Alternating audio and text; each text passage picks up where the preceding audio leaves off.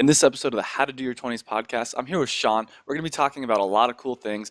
Sean does Muay Thai full time. So if you've ever had a passion and you wish you could just do it full time, this is the guy to talk to. Not only does he do Muay Thai full time, but he actually makes his money through courses, selling videos about it.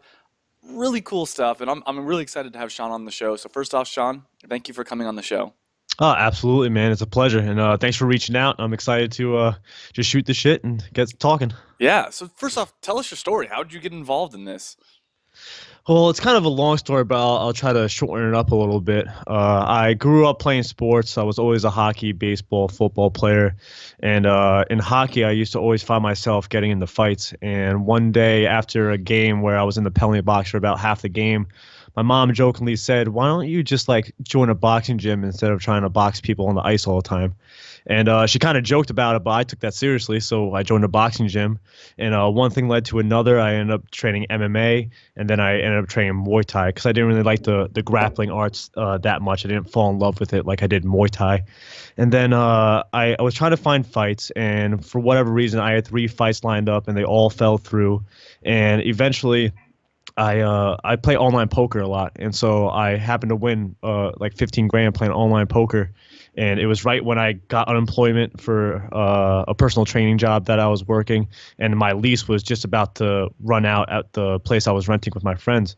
So everything kind of came together at once, and I wanted to travel and I wanted to fight.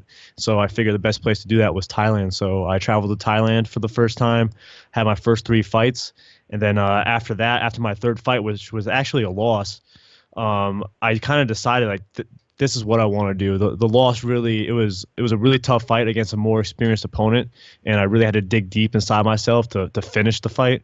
And after that, I was like, wow, that was really intense and just really enlightening. And so at that point, I decided I was going to make that my living, and I was going to do whatever it took to figure out how. So let's start there. I mean, that's really interesting to me because it's one thing to say, "Hey, I want to do this full time," but were you doing poker in the meantime to support yourself, or? Yeah, I was serving tables a little bit at Red Lobster of all places, and I was also personal training, holding pads for people, and I was playing poker online occasionally too. But once I won that poker tournament, actually a month later, the FBI or the government shut down like all the poker sites. So I was like, shit out of luck. I need to actually figure out like a new strategy to make an income. So I tried to start some websites before with MMA and personal training that didn't really flow that nicely, and I kind of knew the basics and fundamentals of how to create a website, so I decided to do that from Muay Thai. And then I just kept a training journal of my training, my fights, and it was more of a way to let my family and friends know how my training was going and to share some insights of what it's like to be a fighter. And then one thing just led to another. People started following it. People kept asking me questions, and instead of writing individual questions or answers back to them, I decided to write blog posts and do videos and do that kind of stuff. And it just kind of kept snowballing into this huge project and this huge blog that I had. I definitely wanted to get to this point. I didn't expect it to get as big as it has, but it's a nice surprise, so I won't complain. So did it start off just as blog posts, or from the beginning has it been videos and blog posts? It's been mainly blog posts in the beginning, more of like a training journal-esque kind of inside the mind of a fighter as I was training for a fight. As time went by, in order for me to monetize, I realized that video was going to be the most valuable resource when it came to it. So I started transitioning to YouTube and working on YouTube a lot, and then I started creating video courses shortly after. So what kind of mistakes do you see beginners making trying to do what you're doing with the blogging? We'll talk about Muay Thai later in this because that's something I do some jujitsu and a little bit of Muay Thai, much more jujitsu than Muay Thai, but I'm interested in it. Absolutely. But let's start with the beginner mistakes you see people making when starting a blog or a YouTube channel about whatever their specific interest is. The most common mistake I see people make is it's not that they go all out in the beginning, but they don't stay consistent after they go all out. And I've had so many people reach out to me who have tried to start MMA blogs or Muay Thai blogs or Jiu-Jitsu blogs, and they always are like they're doing super great work early on for the first 3 to 6 months. And then after that, they just fade off, and then you never hear from them again. And so I think it really is you have to get into the mindset that's a marathon, and that you're not going to make money in the beginning. You're just not. It's just how it happens. And just like any business, it's going to take some investment of time and energy in order for you to actually see the benefits in the end. But yeah, that's the number one mistake I see people make, is just going all in and hoping that it'll be a success overnight story, which it never is. It takes years for. It took me 6 years to get to where I am today. It took me 4 years to make like any kind of money, and so I was just doing it out of passion and for the sport. And then eventually, when I got to learn a little bit more about the intricacies of online business, that's when I was able to actually put things together and make an income from it. What did your first videos look like? I mean, was it just a They single look like shot? Yeah. shit. They Okay. look like complete shit. My first few videos were just some of my fight videos and some training videos. They weren't anything like particular. I was just kind of just posting them just to post them. Fortunately, my dad is a professional videographer, so when I did start doing like tutorial videos and everything, they came out really clean and really nice. But they were just really basic stuff, like how to throw a roundhouse, how to throw a jab, and then I eventually, as I the cool thing about doing a blog where you're doing something like Muay Thai and you're gradually progressing as you train is that as I got better, I started sharing better techniques and more advanced techniques and more fight strategies and that kind of stuff. So it's been cool because people have been able to follow along with my journey ever since I began, which I began with only 3 fights. I began the blog with only 3 fights, and now I have close to 30. So people have been able to kind of follow along and resonate with me with the ups and downs and the challenges and the triumphs and all that kind of stuff. And I think that's a big reason why I've been successful so far in this niche. As far as growing your audience, is there would have been like what was the first time you really saw a big spike and how'd that come about? Um, Or was it just a slow, gradual process? yeah, it was kind of a slow, gradual process. Most of my audience it's pretty split 50-50 from search engines and from social media. My Facebook is my largest social media channel. It has almost 800,000 likes on it. So Whoa. a lot of the people who follow my stuff follow me through that. But it's just like I mentioned before, it's just been the consistency. It was something that I did every day, and I still do every day. There's always at least an hour I spend every day on something work related. And so I think that's been a big part of my success, and not just hoping that everything will just kind of fall together, but working diligently every single day and trying to add. It's the whole Confucius saying, like, you don't go out building a great wall in one day. You lay one brick at a time as best as you can lay a brick. And so I've kind of take that philosophy to heart. And then every day I wake up, I try to make sure I'm laying one brick at a time. So I'm going to ask you a little bit of a tough question, but if for some reason, let's say your Facebook got deleted, the YouTube got deleted, or I guess the classic other way of saying it is you got teleported into someone else's body and you wanted to recreate it again, I'm sure you'd be able to do it in shorter than 6 years. What would you do differently from the beginning? In the beginning, I would have much more of a game plan and blueprint of what I'm doing. Before I just kind of winged it and just hope for the best. I would definitely recommend networking. That's been one of the biggest things that have helped me really just multiply my success, because when I started doing podcasting, I was able to really just connect with people from all over the world in all different areas of Muay Thai. And once I did that, that just really opened the doors for me to connect with these people. And since I was able to interview these top fighters and top coaches and all these things, then their audience started following me because they were on my podcast. And so doing guest blog posts, podcasting with guests, and doing videos with guests, I think that would be a big part of starting back up again, because that's the best way to get in front of a bigger audience that's just not your audience. I completely agree. I mean, for me, podcasting, because I do have a YouTube channel. I do some other stuff with different businesses. But the real reason I wanted to do podcasting was I wanted to have cool conversations with interesting people and obviously share that with all the listeners here. Mm-hmm. But I mean, it was a little bit selfish. I'm like, I want to talk to some cool people. So huge fan of that by far. Yeah, that's exactly what I did it too. Cause like, oh, cool. I get to interview all my favorite fighters and favorite coaches, and I get to talk to them for like an hour and like pick their brains about their training philosophies and strategies that they implement. I was like, hell, fucking yeah! And then I get to share it with my audience. That's even it's a win-win-win all the way around. So I felt like there was nothing I that was stopping me for that. Absolutely. So let's talk about monetizing it because I think this is where a lot of people get hung up. If you've never made a dollar online, it's kind of crazy to think that you can make money. What was your first product, or what was the first way you monetized your Facebook account, your YouTube, your blog, all that kind of stuff? Um, well, I did some AdSense in the beginning, but that really doesn't make any money at all. Um, when I started making some money, I wrote an ebook called Muay Thai Mastery. It was a very basic beginner ebook that kind of just focused on uh like how to create a training camp for your first fight, essentially. And that did okay. It didn't really do well at all. It didn't do well enough for me to pay the bills. And honestly, I struggled for a while until I guess a mentor reached out to me. His name is Dan Fagella. He's in the jiu-jitsu niche actually. And he reached out to me. He saw my huge following and he's like, dude, how are you not making money doing having this huge audience? I was like, I don't know, because I don't know what the hell I'm doing. And so he helped me, he coached me, and in return I helped promote some of his stuff. And what he was telling me was that video courses are the way to go because it just has a higher perceived value and it's just more applicable to the niche that we're in.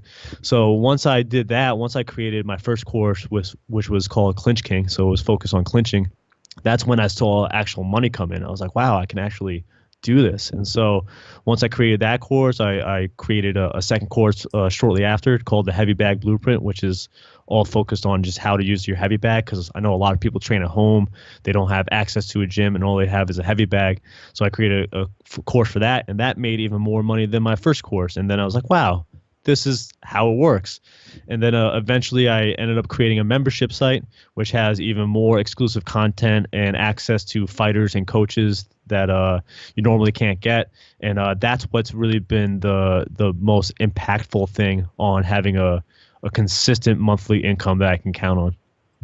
And what is so do you do like a launch process where, all right, it's only available for a week, or how does it look when you have a new product? Like, how do you launch it? Usually, first I'll survey my audience to see what kind of product they'll be interested in, and so that would be kind of like the first like sneak peek. Oh, this is what's going to be coming out soon, and then as I am creating the course, I'll share some like insights from it. I'll share some video clips from it, and it'll be like a slow build up until the launch phase. And then once I get to the launch phase, I'll usually create some kind of marketing plan that's involved with social media and email marketing that leads up to like a week promotion where everything is half off or some kind of special bonus or something.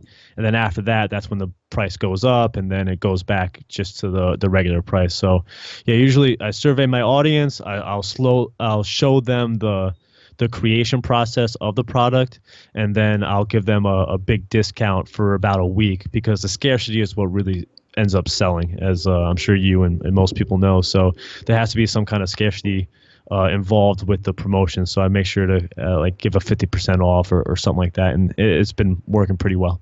Have you read the book Launch by chance? Yeah. Yes. Okay, I was gonna say that's Jeff like, Walker, right? Yeah. yeah, Jeff Walker. I'm like, that's straight out of Launch. I've sold some video courses as well, and I've followed that.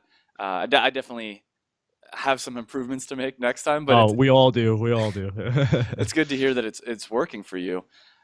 So I guess what is your next plans? Like, so obviously right now you're pretty successful with it. What's the 2017 goals for the blog, for the YouTube, all that kind of stuff?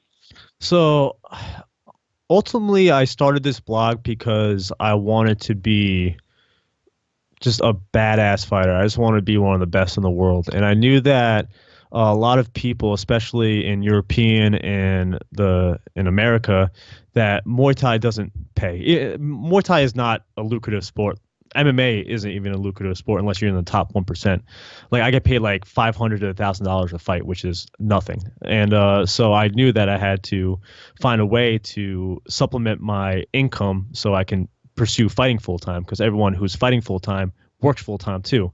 So now that I'm at this point where I'm able to kind of just sit back and the monthly income isn't going to fluctuate that much. I know what to expect. I can dedicate all my time to training and fighting now. And I haven't only fought 3 times in the past 3 years because I've been focusing so much on building the business to where it is today.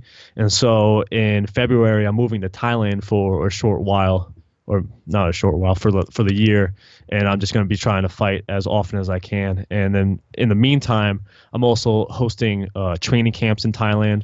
I also got offered to host a training camp in Singapore at a big MMA gym.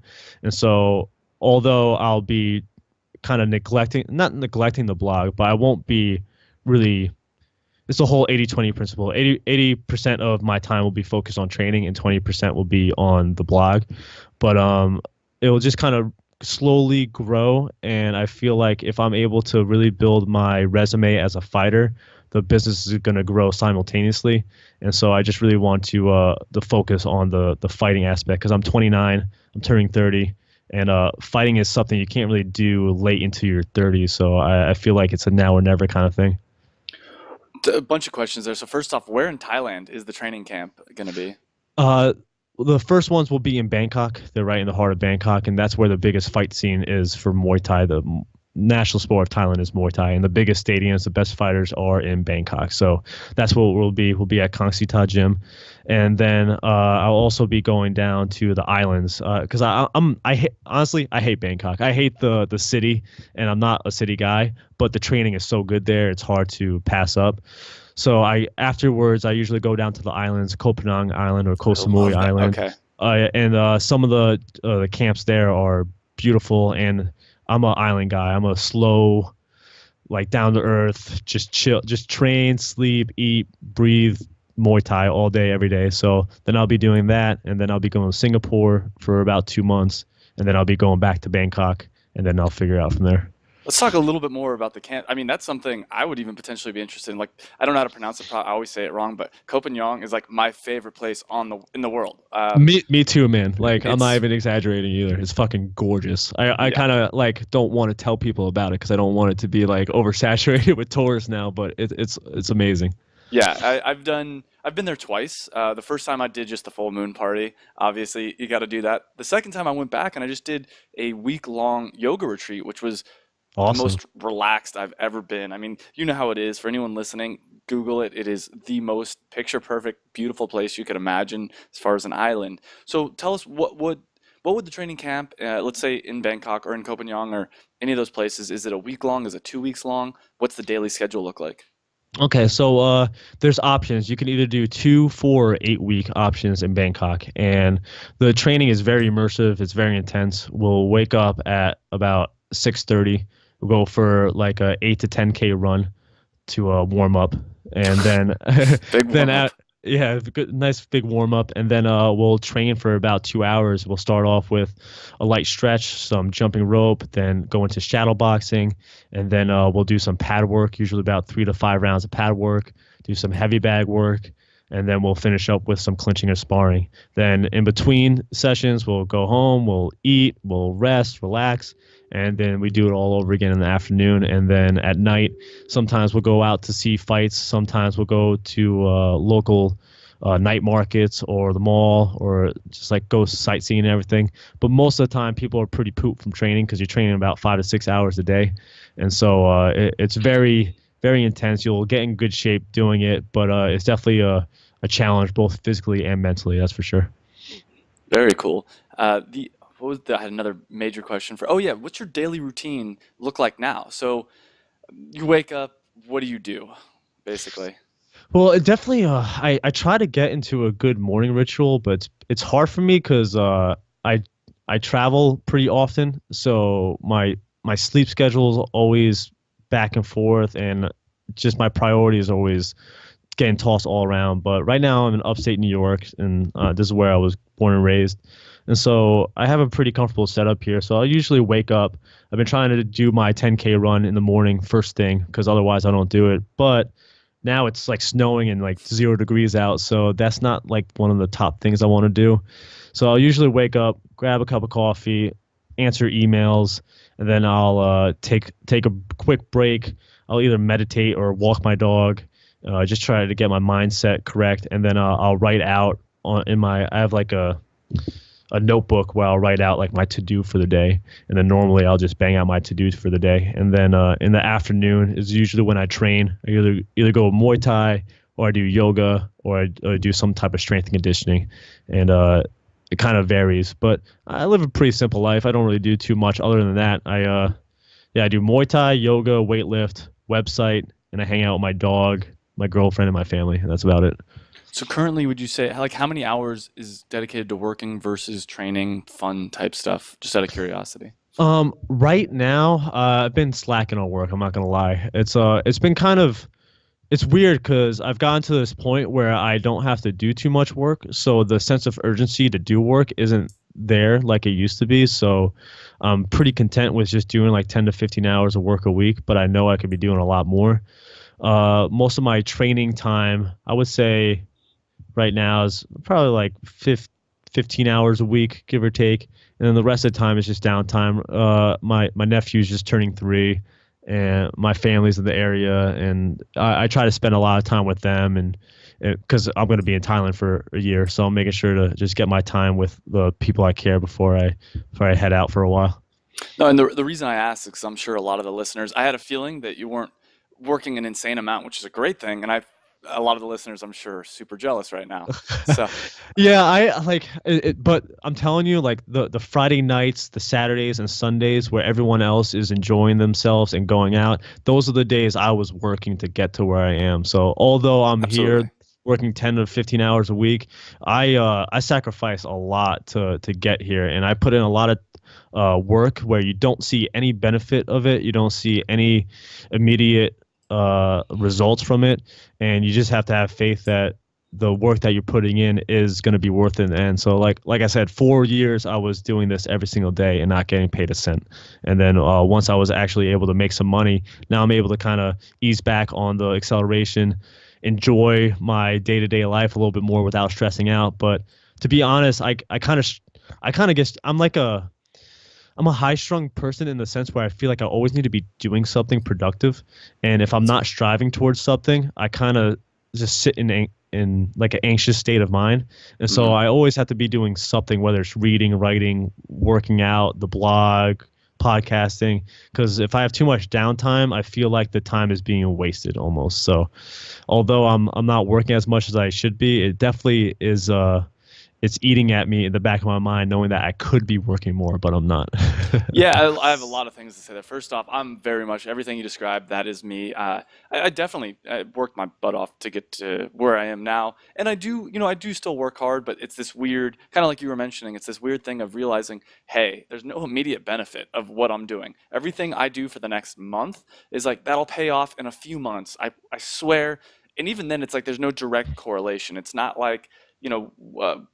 For instance, with people that have the 9 to 5 job, it's like, all right, I worked 8 hours, I get paid X amount of money, period. Or in school, it's like, I finished this homework assignment, I'm gonna get an extra 10, points towards my better grade or whatever kind of stuff it is. But Yeah, one of the things that's the most difficult about being an entrepreneur and a fighter actually is that the self accountability, and you kind of have to be your own teacher, you have to be your own student, you have to create your own homework assignments, you have to grade your own homework assignments, and so that's like a constant thing that I have to work with, because you don't have anyone holding yourself accountable besides yourself. And so it really does take a lot of self discipline to continue doing this and to be consistent doing it. So yeah, if there's one thing that people tend to neglect, is the idea that yeah, this kind of just comes, this just happens, but it really doesn't. It takes a lot of time, a lot of effort, a lot of sacrifice, like I said. Of My social life is very simple because of the life I live, and so I have very few friends, but they're very good friends, and my social life is training and fighting, so I don't really absolutely. mind too much. One thing, and I'm curious to hear your opinion, one thing I've at least felt is one of the differences for me with training for some kind of a sport and doing entrepreneurship is I feel like with training for a sport, I know, all right, I did my workout, I'm like a little step closer. I did this, I'm a little step closer. Sometimes, at least for me, I feel like with the entrepreneurship thing, I'm like, I did something, but maybe that was the wrong thing to do. Maybe I just wasted 10 hours of my life because that's not going to be worth anything. I don't know. Yeah, I mean, I there's so many things that are on the online side of things that you don't think about, like the technical shit that drives me crazy because I'm not very technically savvy when it comes to like HTML and coding and all the back end stuff. So when it takes me 10 hours to figure out how to center something, I'm like, is that really gonna fucking matter in the grand scheme of things? Is this really gonna pay off?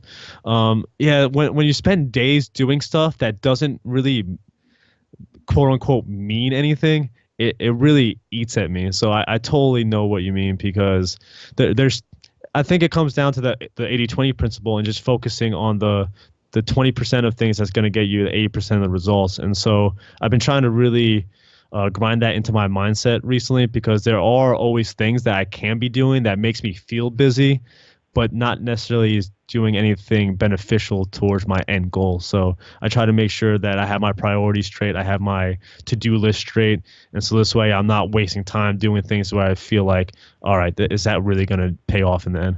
What have you found to be the 80/20 of everything? I want to have a better name than just blog because obviously it's Yeah, YouTube, yeah. blog, everything. But for your business, what has the 80/20 been?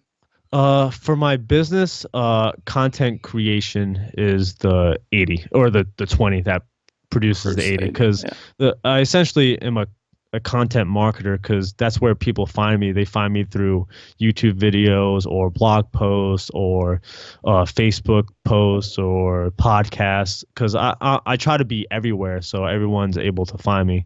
And once they're able to do that, then I collect their emails, and then I'm able to give them even more free content of good training tips and tutorials, techniques, and then eventually pitch them products that are related to whatever they signed up for. So yeah, content creation and email marketing are the two main drivers of my business, and then I pretty much outsource my social media, some of my editing, and some of my email stuff as well. What things do you find yourself doing that you're like, man, I wish I did less of that? The 80% that it's like you almost need to cut. Right now, a lot of it's email, like customer support email and that kind of stuff. And I get a lot of emails every day. And so I did have someone working on it before, but he had to quit to work on a different job. So now I'm stuck doing it again, and I need to find someone else to train to do it. So right now that's taken up it's not even taking up a lot of time, but it just interrupts my work time. And another thing is editing blog posts and getting them scheduled and sorted. The guy who was doing my emails was also doing that, so I'm kind of it's kind of a good thing though, because otherwise I feel like I wouldn't be doing shit. So I think it's a good thing that I'm actually doing some type of work. But yeah, I'm trying to just focus on the content creation as much as I can. But like I said before, I've been kind of just enjoying the relaxation period before 2017, which is going to be a big year for me. So what do you plan on your schedule being like in 2017? Because right now it seems like you're working almost as much as you're training. What's the numbers going to look like in 2017? Yeah, training is going to be it. I mean, I'll be doing some online work, and there's are some projects I have for my blog and my membership site that I'm going to be working on, but that'll be slow, gradual growth and slow, gradual creation for it. Where training, I'm going to be training twice a day, 6 times a week, and so I won't have too much time or energy outside of that to really do too much. And so, yeah, like I said before, I've been working really hard to get to this point so I can focus solely on training. And now that I'm making a decent amount of income, I'm not going to be spending much money because I'm getting sponsored to train there. I'm getting paid to train there because I'm bringing people there. And so I don't really have to worry about adding any more of income to my already steady monthly revenue. So, yeah, I'm just going to be, I would say like 90% training and like 10% blogging is what it'll be. Who knows? But Right. that's the game plan. That is awesome. Let's talk a little bit about Muay Thai, and we can kind of come back sporadically to the entrepreneurship side. My first question for you is, let's say like me, wants to get involved in Muay Thai. What would you say recommended first steps are to getting involved? Join a gym. Find a gym. Join a gym. I mean, it's always difficult because you're not sure whether the gym is credentialed or not, or the trainers are credentialed or not. But usually, you can get a decent idea just by going in and trying it out. But if you're not nearby a gym, check out my YouTube channel. I got all these great tutorials that can kind of from it's not just from me either. It's from instructors and fighters from all over the world, and so this way it has different methods of teaching and techniques. But yeah, joining a gym is probably the number one thing I would say because it's hard to do something like that by yourself. You need that extra motivation of people around you. You need that outside perspective so you can figure out what type of techniques you need to focus on and work on. And so I think that's a crucial starting point. What are some of the biggest mistakes you see beginners making when starting Muay Thai? Throwing 100% power in everything they fucking have because when you're throwing 100% power, your technique goes out the window. And so when this is especially pertinent to guys. Females tend to actually focus on the technique a little bit more before they focus on the power. But technique and making sure you have the right form is going to just make you so much more efficient when all is said and done. And although, yeah, it feels good to crack the pads as hard as you can, you're just going to like tire yourself out because you're not going to have good technique. You're not going to have the efficient technique where you can throw hundreds of kicks in a day. Where if you're throwing it as hard as you can with horrible technique, you're going to be gassed out after a few.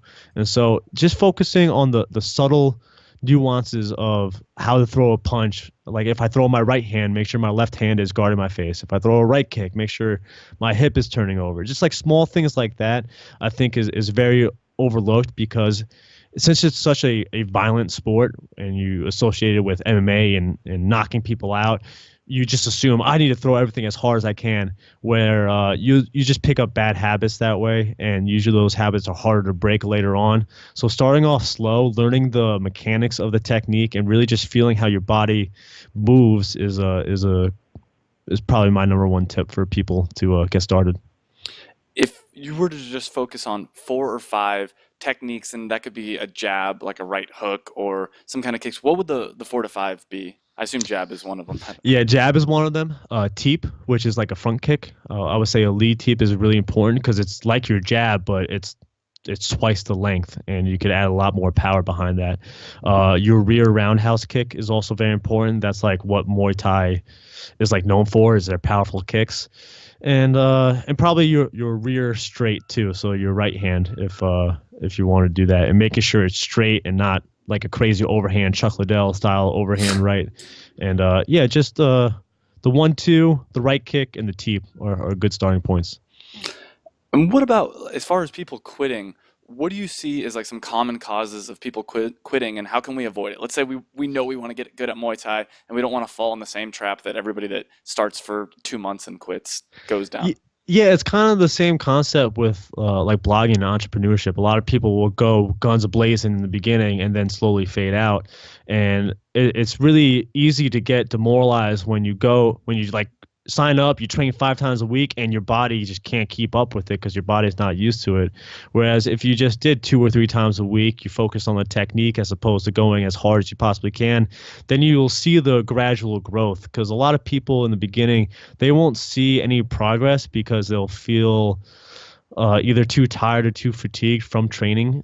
And so I think it's really important to, yeah, just like slowly get into it. As much as you might be really passionate and excited to get into it, you want to use that over a longer period of time as opposed to a condensed 1 month. And I also think surrounding yourself with the right type of people is really important as well. If you're not in a good training environment, if you don't enjoy going to training, you're not going to want to go, and it's going to be harder to train. So make sure you have the right training partners, the right trainers, the right gym atmosphere is going to be really important as well. You know, it's funny you say that because it's so true. And you said it's true with entrepreneurship as well, but it's so true with everything. And it's hard to remember sometimes. It's like, all right, I want to get in shape. I'm gonna start working out. You know, go from 0 to 6 days a week working out or whatever. I want to do X, Y, and Z. And it's hard to hold back and say, all right, let's just tiptoe in here. But it works way better. Yeah, life's a marathon, and you can't just, or it's not even a marathon. Maybe it's short sprints after breaks. But either way, you can't just go all in at the beginning because otherwise you'll just get burnt out mentally and physically. So yeah, I know way too many people who have dealt with that before. So slow, consistent. It's the whole tortoise and hare thing. Mm-hmm. Slow, consistent growth is the way to go. So, last question about Muay Thai. But if you had, let's say, 2 months to train someone, and I don't know enough about the sport to say exactly, but for like some kind of a competition and you had $1 million riding on it, like someone's like, I'll give you $1 million if this guy wins. What would the training regimen look like for those 2 months? It would look like what we do in Thailand. You would wake up, you would run, you would just put the fucking reps in. That's essentially what we're doing. We're doing. I mean, there's not too much variety in the training. I mean, we'll do different sparring drills and clinch drills and focus on different techniques. But every day you're running, every day you're skipping rope, every day you're shadow boxing, every day you're heavy bag, every day you're doing pads, every day you're sparring, and it's like it's a training camp. That's what it is, and that's all you're focused on. And when you're in Thailand specifically, you don't have any responsibilities, you don't have any bills to pay, you don't have any family members bugging you, and so you're completely immersed in fighting. And that's why I love having my fight camps out there, because I'd have nothing else to worry about besides training for a fight. And so if someone wanted to really be as ready as they possibly can for their first fight, training in Thailand at a camp would be the best way to go. Perfect. All right, so my last question for you, and it's much more of a general question. Doesn't have to be about Muay Thai or starting businesses, but if you had one tip or something you wish you would have known earlier on in your 20s. So general advice for people in their 20s. Anything come to mind? Um, One thing, I'm very introverted, and so it's hard for me to put myself out there sometimes. But I realized once I was able to allow myself to be more vulnerable to a larger audience, that's when people started really paying attention to me and wanting to know more about me and what I'm doing. And so I think just really as an introvert, it was kind of scary. And like facing your fears is one of the biggest things that I've kind of come to realize is something you have to do. And fighting honestly scared the shit out of me, and that's why I did it. Putting myself out there on YouTube and writing and sharing my like deeper thoughts and emotions, that scared the shit out of me. But all that stuff has really helped me grow as a person, as a business owner, as a fighter. And so I think just being as true to yourself as you can and letting people know who you are is one of the best things you could do for personal growth, for business growth, for whatever type of growth you're looking for. Awesome. A great answer there. Sean, where can people find out more about you? A bunch of places. You can go to muaythaiguy.com. There's dashes in between, so it's muay-thai-guy.com. Also, if you're interested in training camps, you can go to thailandtrainingcamp.com, and all the information should be there as well.